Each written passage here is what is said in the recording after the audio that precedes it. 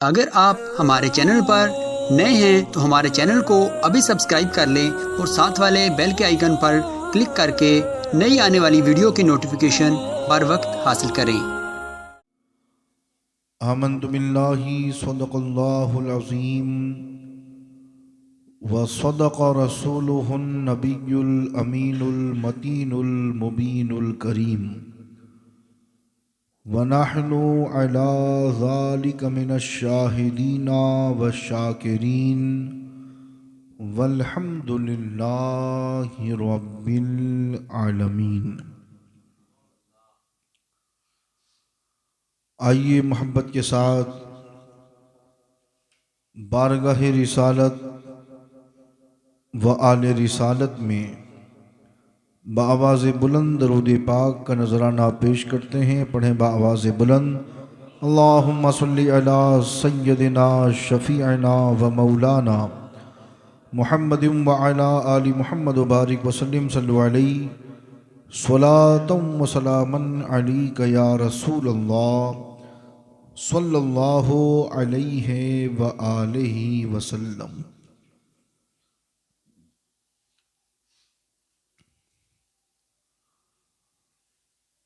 सामईन, जैसा कि गुज़िश्ता दिनों में हमने और आपने 13 रजब के मौके पर मौलाए कायनात मौला अली करमल्लाहु ताला वजहुल करीम की विलादत के मौके पर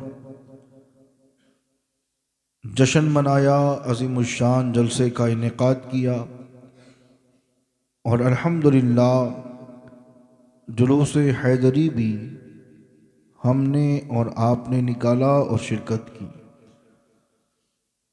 मैं आज चंद बातें इमाम जाफ़र सादिक़ अलैहिस्सलाम के हवाले से अर्ज़ करना चाहूँगा। और ये वो अज़ीम हस्ती है कि इमाम अहले सुन्नत आला हज़रत अज़ीमुल बरकत मुजद्दिद दीन व मिल्लत इरशाद फरमाते हैं कि सिद्क़ सादिक़ का तसद्दुक़ सादिक़ुल इस्लाम कर बोल देंगे सुबहान अल्लाह। मैं आहिस्ता से बोलूँ इसका ये मतलब नहीं कि आप भी आहिस्ता से सुने। फरमाते हैं कि सिद्क़ सादिक़ का तसद्दुक़ सादिक़ुल इस्लाम कर बेगज़ब राज़ी हो काज़िम और रज़ा के वास्ते। इमाम जाफ़र सादिक़ अलैहिस्सलाम की विलादत 17 रबीउल अव्वल बरोज़ 2 शंबा सन हिजरी 80 या 83 में हुई और आप मदीना मुनव्वरा में पैदा हुए। आपका नाम जाफ़र बिन मोहम्मद और कुन्नियत अबू अब्दुल्ला अबू इस्माइल है और आपका लक़ब सादिक़, फाजिल और ताहिर है। अज़ीज़ान मोहतरम, इमाम जाफ़र सादिक़ अलैहिस्सलाम के हुलिया मुबारका के हवाले से रिवायात में आया है कि आपका चेहरा मुबारक इंतहाई हसीन व जमील था और कद आपका दरमियाना था और रंग के हवाले से आता है कि आपका रंग गंदूमी था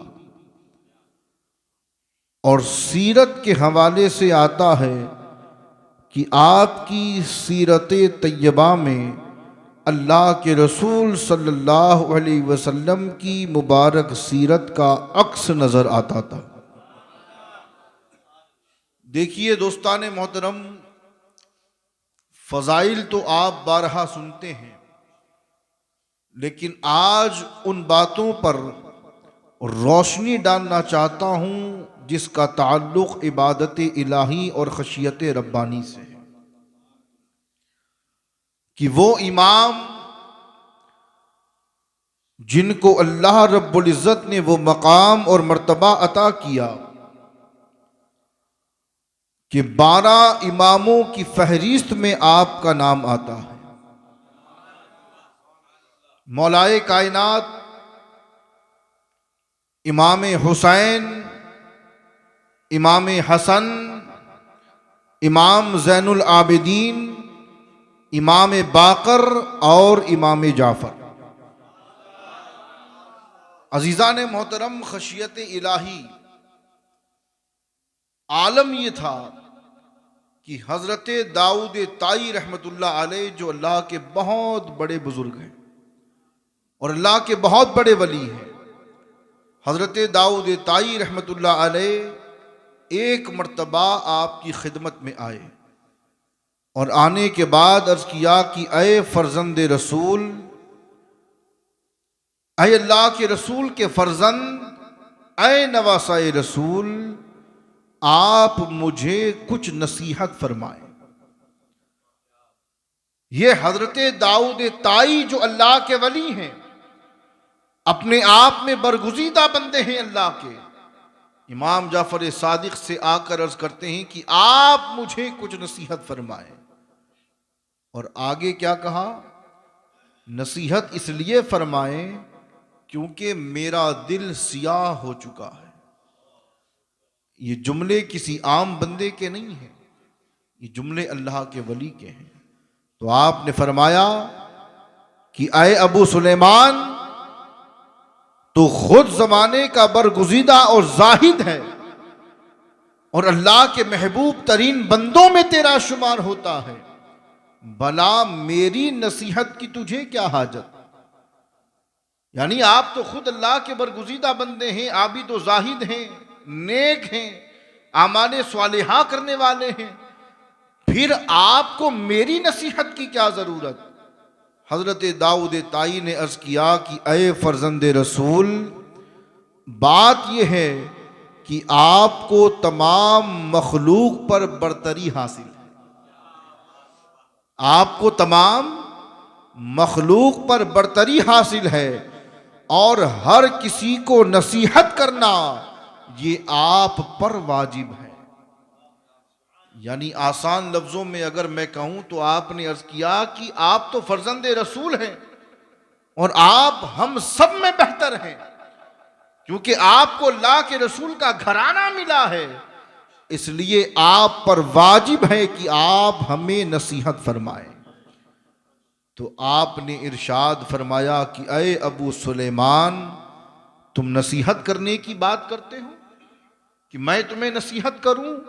अय अबू सुलेमान, मैं तो इस बात से डरता हूं कि क़यामत के दिन अगर मेरे नाना मुहम्मदुर रसूलुल्लाह ने मेरा गिरेबान पकड़कर मुझसे ये पूछ लिया कि अय जाफ़र, तूने हक़ के मुताबिअत अदा करने में कोताही क्यों की?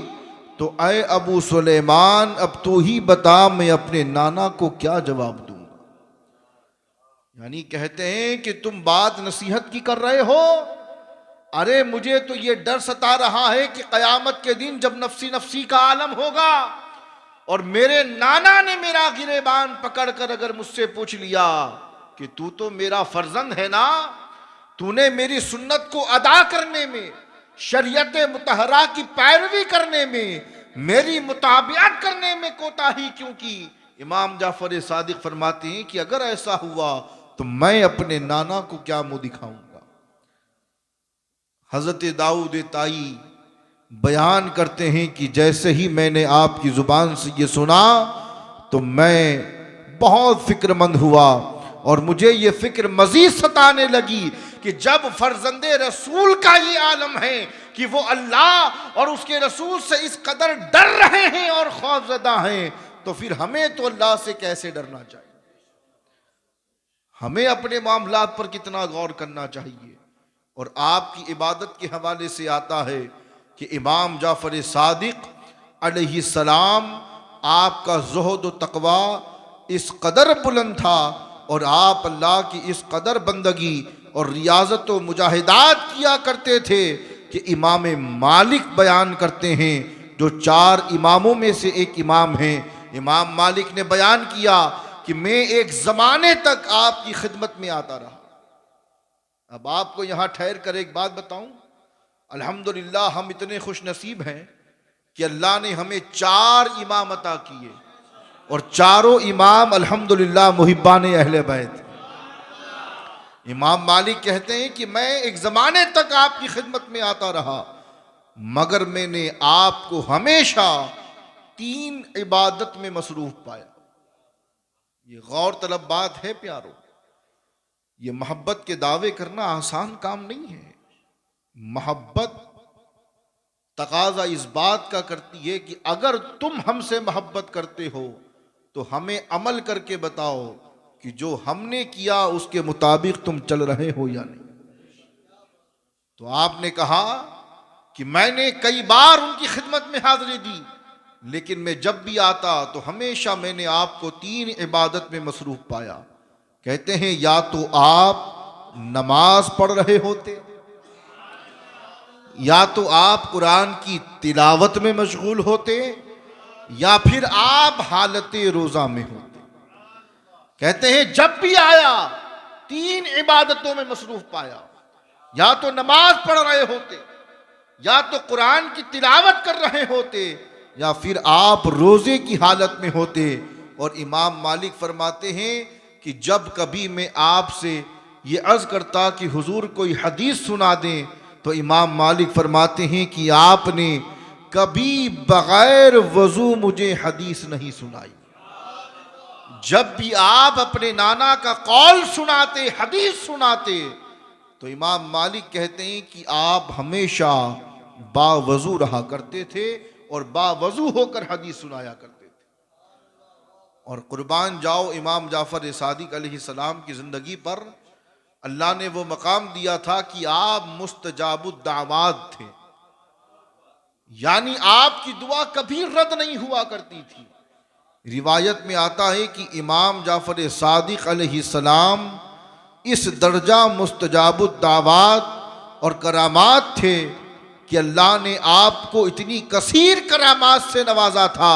एक तरफ तो दुआ का ये आलम की दुआएं रद्द नहीं होती, और दूसरी तरफ करामात का ये आलम कि कदम कदम पर करामात का ज़हूर हुआ करता था। तो अल्लाह ने आपको कसीरुल करामात बनाया और वो मकाम दिया कि रिवायात में आता है कि जब कभी इमाम जाफ़र सादिक अलैहिस्सलाम को किसी चीज़ की ज़रूरत पेश आती और आपको महसूस होता कि आज मुझे इस चीज़ की हाजत है, तो रिवायत में आया कि आप अल्लाह की बारगाह में हाथों को बुलंद करके दुआ करते, ऐ परवरदिगार आज मुझे इस चीज़ की हाजत है, अता फरमा। लिखने वालों ने लिखा कि दुआ मुकम्मल भी ना होती कि वो चीज़ आपकी गोद में पड़ी नजर आती। यहां मांगा जाता और वहां अल्लाह अता कर देता, यानी फौरन दुआ कबूल। ऐ अल्लाह मुझे ये चीज चाहिए, अभी मुकम्मल भी नहीं होती दुआ कि वो चीज आपकी गोद में मौजूद होती। तो आप मुस्तजाबुद दावात थे। यही वजह है कि अल्लाह की एक बड़ी तादाद में मखलूक, अल्लाह की मखलूक आपकी खिदमत में दुआ के लिए आया करती थी, और आप जिस किसी के लिए दुआ कर देते अल्लाह उसकी बिगड़ी को बना दिया करता था। अब एक आखिरी रिवायत भी सुनते चलो। आज हम ज़रा सा परेशान हो जाते हैं तो कभी इस पीर के दर का चक्कर, कभी उस पीर के दर का चक्कर, कभी उस मस्जिद के इमाम के दर का चक्कर, कभी उस मस्जिद के, ना इमाम महफूज ना पीर साहब महफूज। और मामला यह है कि हजरत कारोबार नहीं चल रहा, घर से बीमारी नहीं जाती, बीमार होता हूं दवाई असर नहीं करती, एक बीमारी जाती है दूसरी आ जाती है। हजरत काम नहीं बन रहे, बनते हुए काम बिगड़ जाते हैं। कोई ऐसा तावीज अता कर दें कि मेरी परेशानी दूर हो जाए। इमाम जाफर सादिक अलैहिस्सलाम इरशाद फरमाते हैं कि अल्लाह रब्बुल इज़्ज़त मोमिन को 40 दिन में एक मर्तबा जरूर आजमाता है। जो मोमिन होता है, जो अल्लाह का नेक बंदा होता है, जिसके दिल में ईमान की शमा रोशन होती है, जिसके दिल में ईमान होता है, इमाम जाफर सादिक फरमाते हैं कि 40 दिन में एक मर्तबा अल्लाह अपने प्यारे को जरूर आजमाता है। यानी किसी न किसी मुसीबत में मुब्तला करता है, किसी न किसी परेशानी में मुब्तला करता है, आजमाइश में मुब्तला करता है और आजमाता है। और फरमाते हैं कि जो जितना ज्यादा अजीज होगा, अल्लाह उसे उतनी ज्यादा सख्त परेशानी में मुब्तला फरमाएगा। तो आप फरमाते हैं कि अगर अल्लाह तुम्हें 40 दिन में एक मर्तबा न आजमाए या आसान कर दूं, आप फरमाते हैं कि तुम जब ये देखो कि 40 दिन तुम्हारे बड़ी आसानी से गुजर गए, कोई परेशानी नहीं आई, कोई बीमारी नहीं आई, किसी आजमाइश में मुब्तला नहीं हुए, तो इमाम जाफर सादिक फरमाते हैं कि अल्लाह की बारगाह में सजदा करके रो गिड़गिड़ाओ कि ऐ परवरदिगार, मुझसे ऐसी क्या खता हो गई कि 40 दिन गुजर गए, तूने मुझे आजमाया नहीं। क्योंकि अल्लाह उसी को आजमाइश में मुब्तला करता है जो अल्लाह का बड़ा प्यारा होता है, और जो अल्लाह से जितना ज्यादा करीब होता है, अल्लाह उसे उतना ही ज्यादा आजमाइश में मुब्तला करता है। तो कहते हैं कि जब कभी 40 दिन गुजर जाएं ऐसे ही खुशी खुशी, तो रोया करो कि अल्लाह तूने आजमाया क्यों नहीं, तूने यूं ही कैसे छोड़ दिया मुझे, क्या खता हो गई। कहते हैं कि जिसे अल्लाह 40 दिन में नहीं आजमाता, जिसे परेशानियों में मुब्तला नहीं करता, फरमाते हैं फिर अल्लाह उसे ऐसे ही छोड़ देता है उसके हाल पर। यानी अल्लाह की रहमत से, अल्लाह के करम से वो बंदा महरूम कर दिया जाता है। अल्लाह ऐसे ही छोड़ देता है कि जा, मेरा तुझसे कोई ताल्लुक नहीं, मैं रिस्क दे रहा हूं, ये मेरा तुझ पर करम है, मैं आबो दाना दे रहा हूं, ये मेरा फजल है, लेकिन तू मेरी निगाह करम से बहुत दूर जा चुका। जो अल्लाह के करीब होते हैं, जो अल्लाह की बारगाह के मकबूल होते हैं, अल्लाह उन्हें बार बार आजमाइश में मुब्तला करता है।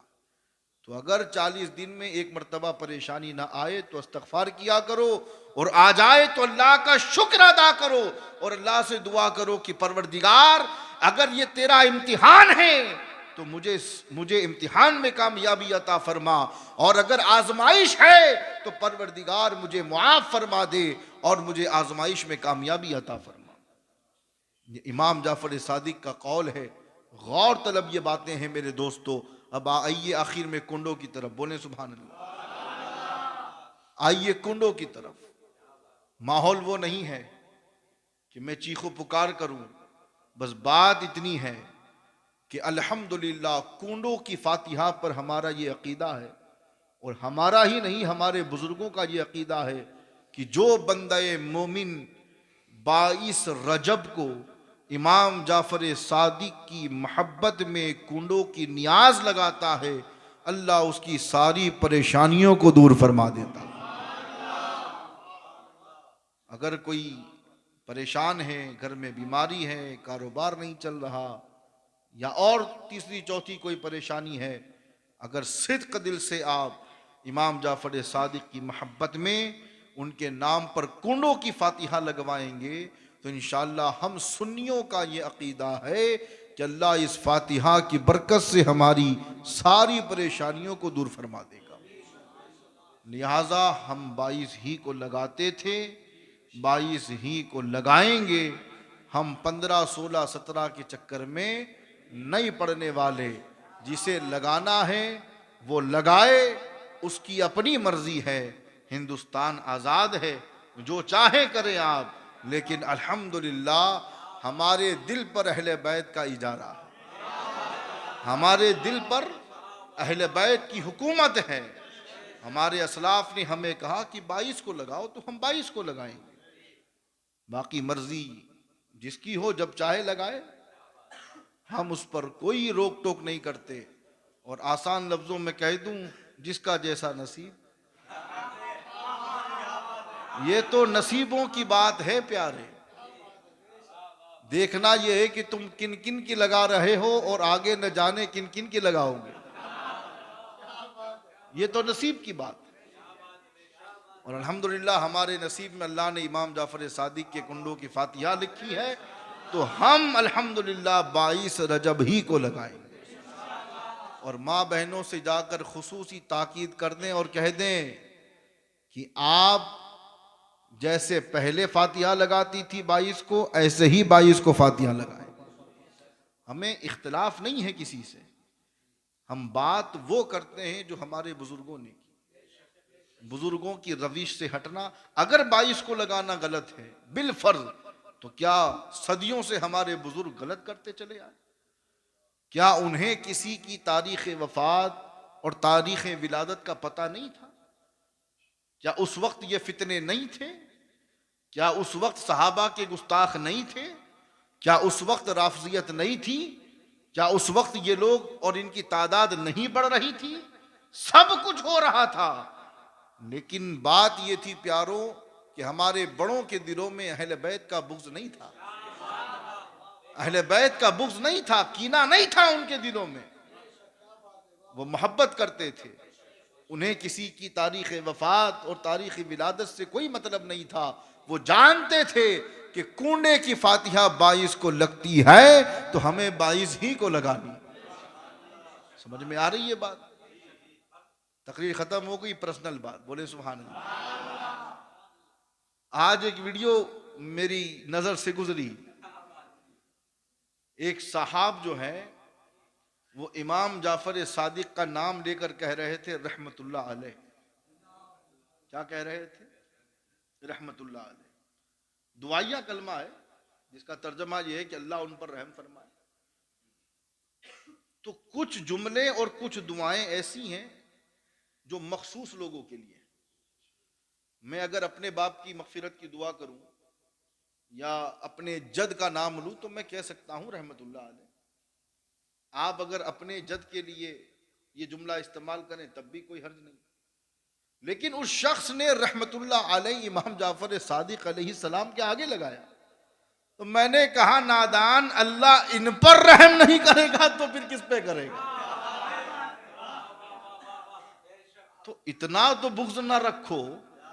अलैहि सलाम नहीं कह सकते, कोई मसला नहीं है, कम से कम रदियल्लाहु ताला अन्हु कह दो। बिल्कुल निचले दर्जे की बात रहमतुल्लाह अलैह। जायज और नाजायज की बात नहीं कर रहा प्यारे, और ये भी नहीं कह रहा कि कहना गलत है या कहना नाजायज है, लेकिन मोहब्बत के भी तो कोई तकाजे हैं ना। मोहब्बत के भी तो कुछ तकाजे हैं। समझ में आ रही है बात? तो ये आलम है हमारा। तो बहरहाल अल्लाह हमारी गुफ्तगू को कबूल फरमा ले। बड़ी संजीदा बातें थी। अल्लाह हमें और आपको अमल की तौफीक अता फरमाए।